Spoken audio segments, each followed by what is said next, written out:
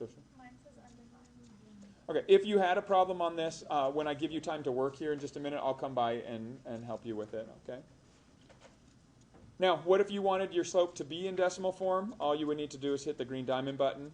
The green diamond button turns any calculation into the decimal form, and so it confirms that 0.2857 was the decimal form the numeric solver gave us as well. All right, once again, you'll have some time to work here today, and if you weren't able to get this function defined, I'll come and help you with it. Okay, let's move on to the next thing. And the next thing on here is, beside the slope is the equation of a line. We're going to talk about 3 different forms of writing the equation. The first is slope-intercept form. Once again, I expect that you're all pretty familiar with this, and if you have questions that you'll ask me, I'm going to kind of go through it relatively quickly. A slope-intercept form of a line is given in the form y equals mx plus b. And if you're looking to solve an equation of a line that passes through 2 points, and so the example that I'm going to use, I'm going to go ahead and use the sample problem from your book. Now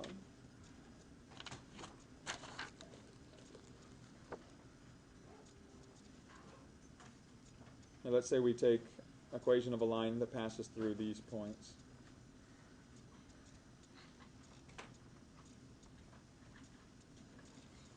All right, if you want to find the equation of a line passing through these 2 points, step 1, you need to find your slope.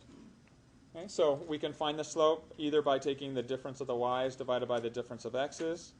If we have our calculator, we can simply enter these points into our calculator. So 5, 6, -3, 2. Hit enter. So our slope is going to be 1/2.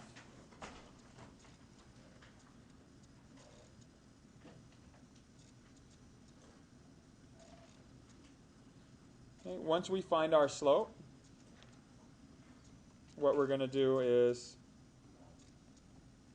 plug in values for that slope, for x and for y, into the slope-intercept form, y equals mx plus b.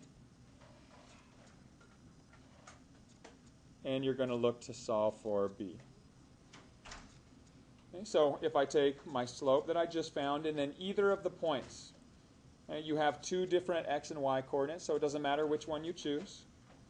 Often it's easier to use positive numbers. So if I take my equation y equals mx plus b, and I substitute in a 1/2 here, a 6 for my y, and a 5 for my x, okay, this allows me now to solve my equation. I have 5/2.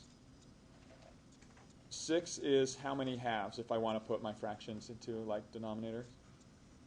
So if I think of 6 as 12/2, it just makes it easier to do my isolation here.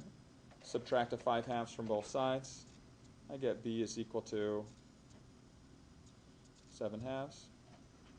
Okay, and so I've completed step 2, which is plug in those values to find your y-intercept b. Again, when you're looking at slope-intercept form, m is your slope, b is your y-intercept. That's where the name comes from, slope-intercept. Okay, once you have your m value and your b value, you can now sub those back in.